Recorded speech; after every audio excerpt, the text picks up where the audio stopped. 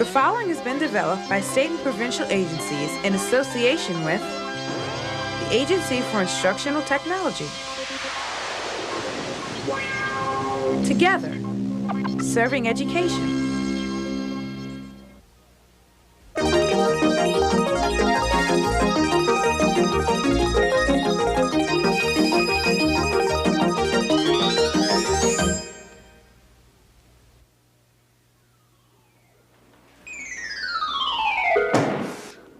Cool your jets, will you, Jason? Dad said we can't afford to have you break another arm, so please chill out. We're a family, Nancy. Jason likes to build things. You like to take them apart. So you like to flatten him out by putting him on film? What are you doing to that blender? Flattening it out, but on paper. Making a diagram, you know. Want to make sure I know where all these pieces go back together. Look at Jason build. A minute ago, he was a human cyclone. At least now I can get him in focus. That's the key to babysitting Jason. Shapes! Build!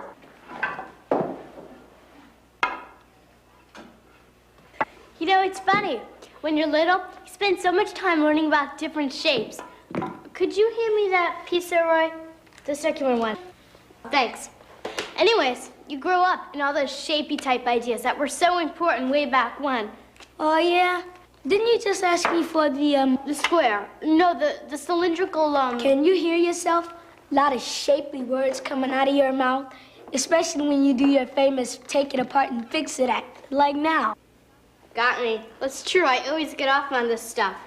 It's amazing how 1 minute you're seeing something in 3 dimensions all together, and the next... Jason, where's that junk radio we took apart? Over there. Oh, right. And the next minute, it's gone from being in 3 dimensions to being all laid out like a diagram for a model rocket. This actually is a diagram because I had Jason trace each part. Now if we lose a piece, we know exactly what's missing, both shape and size. You haven't shown me any pictures lately. What have you been doing? Oh, no more kid stuff for me. Real grown up. Shapes, huh? Well, it's true. You never outgrow them. These are nice. You know, I have this urge to take them apart the way I do with everything. You know, it's amazing how many shapes you see in a building or a fire truck or even a face. There's a circular shape. There's a triangular one. There's a rectangle. There's a cube. There's a square. That's a pyramid. Geometric shapes are everywhere. Want to build something? You need them. Want to take something apart? You'll find them.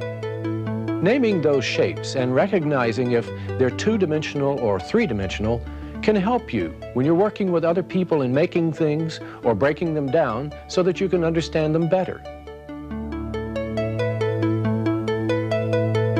Do you recognize the 3-dimensional objects in these photos? What shapes make up those 3-dimensional objects?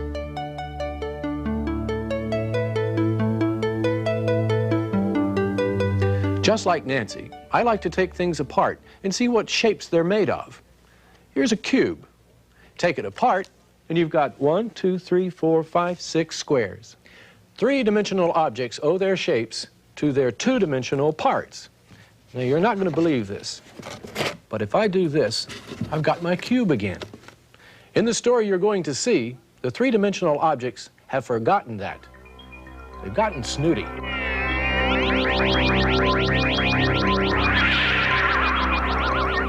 Once upon a time, there were 2 societies, the Flat Earth Society and the Round Earth Society. The Flat Earthers, or the Flatties as they used to be called, lived in a flat world where all the shapes were as flat as a pancake and lived a very thin existence indeed. It was all rather boring. Just a lot of miserable-looking squares and rectangles, and circles and triangles. But the Round Earthers, or the Roundies as they were called, lived a much more interesting life, because they were all real hunks. Chunky cubes, and pyramids, and substantial cylinders, and spheres. No wonder the Roundies had such a poor opinion of the Flatties and were always poking fun at them. If they turn sideways, they'll disappear! They're so flimsy you could knock them over with a feather. And other rude remarks of that kind. All of which made the Flatties even more miserable. If only they could be good, solid citizens like the Roundies, instead of being so skinny and wimpy. One day, the Flatties were all crying on each other's shoulders, feeling really sorry for themselves, when a couple of little circles who were wheeling around aimlessly stopped to look at a bunch of sobbing triangles who were huddling together for comfort. Wow! When all those triangles are leaning together, they look like a pyramid. Oh, yeah! And look at that group of squares over there. When they get close to each other, they look like a cube. You know, I bet if we two circles paired up with a rectangle, we could make ourselves into a cylinder. Yeah! Gradually, it dawned on the Flatties that if they could only get their act together, they could turn themselves into any sort of solid they wanted. A pyramid, or a cube, or a cylinder. Even a sphere, if enough baby triangles got together. And that's how the members of the Flat Earth Society came to realize that they could be just as substantial as their neighbors in the Round Earth Society, who were really nothing but a lot of flat shapes stuck together when you came to think of it. And even the surface of the so-called round Earth on which they lived was really only made up of millions and millions of triangles. Meanwhile, Nancy's trying to figure out what to do with Jason's wild energy. My mom will kill me if Jason gets hurt. This kid never gets tired. He can't be my brother. You said he loves to build. Why don't you build with him? Well, it would have to be something where he can jet around the way he likes, but not leaping through the air like some kamikaze Tarzan.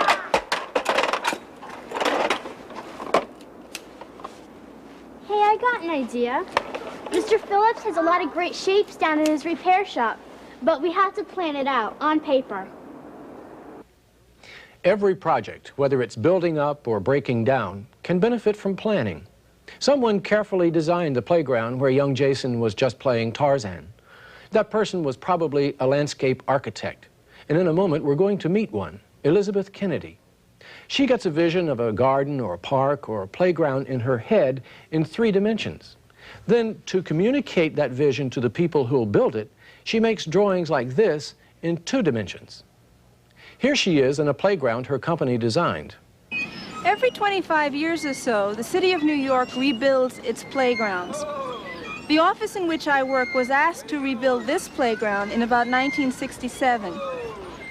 What happens in a landscape architectural office is that we have to develop a site plan. The playground and the existing conditions that you have are referred to as a site. When you work in a plan, because you're considering it a flat, you're doing something on a flat piece of paper, that's really 2-dimensional. When you make the plan real, for instance, when you build the play equipment, like what I'm standing on now, into something that's real, that's called making it 3-dimensional. So what we'll see today is from a 2-dimensional idea, you'll get a 3-dimensional set of forms that'll give you a playground.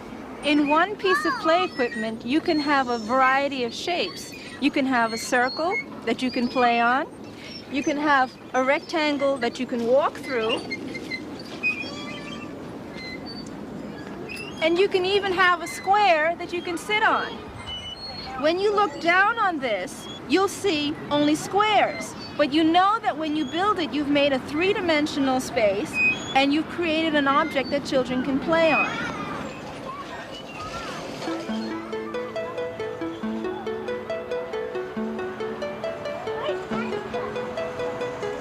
Suppose I draw the piece of play equipment that I'm leaning on. You can see that it's made up of square pieces. Then there are horizontal pieces. And these upper horizontal pieces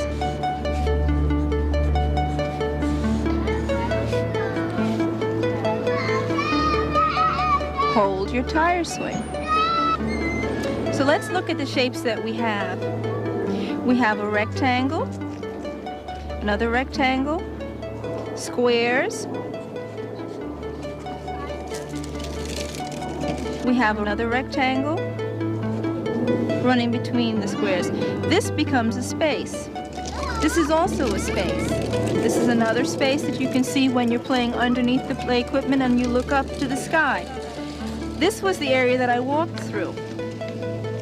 And X marks the spot where I'm standing now. When you make an overhead drawing of an object, you've made a plan. A plan is a two-dimensional or flat drawing that you've made of a three-dimensional object. So whenever you wanted to build your own three-dimensional object, whether it be a piece of play equipment for yourself, or some bookshelves, or a picnic table, you would then do a two-dimensional plan or a drawing on a flat piece of paper that you could use to translate into the object that you were thinking of. Well, we got a sketch. Now we got to break it down into Shapes.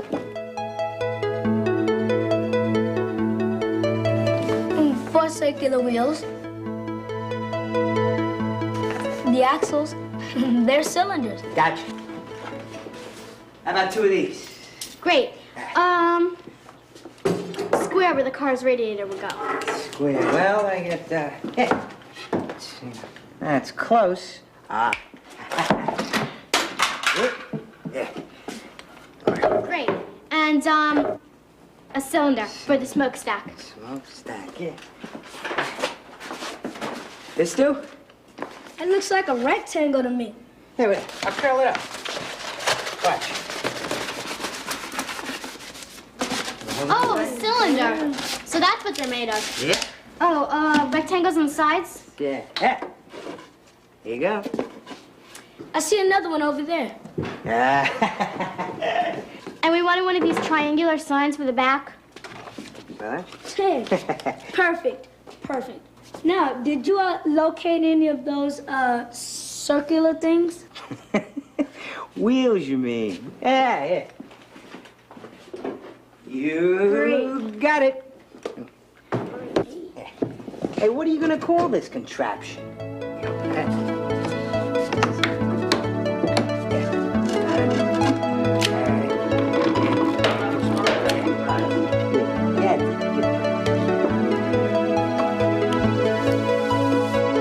All right, it fit together. Yeah. Now that's what I call 3D, the turbo drive. You really did a nice job on this thing. You actually came pretty close to the plans. Here you've got your triangle, your rectangles, your square, your circular shapes. You got them on paper and you actually built them right into the racer. You gonna take a picture of this, Roy? Later. Much later. Let's go. Hey, I thought you told me this was for the little ones. Hey. Well, it is. But we gotta test drive it first. This should keep Jason busy for a while. Here's hoping. Well, now I guess you can go back to your 101 repair jobs, right, Nance? Well, later, I have to do something first. What? Beat you to the wheel. Okay. Go, Nance. Go, Roy. Go, Mobile. Nice job. Nancy used her imagination to see three-dimensional objects in their two-dimensional pieces so she could repair them or replace parts. Now Roy and Nancy have imagined and made two-dimensional drawings using clear descriptions of the pieces. From these plans, they created a three-dimensional shaped mobile that can carry them who knows where. This wasn't on our diagram. Here we go! MathWorks is a component of the Mathematics for the 80s project and is supported in part by Exxon Education Foundation. This program is produced by Peter Barton, under the supervision of the Agency for Instructional Technology.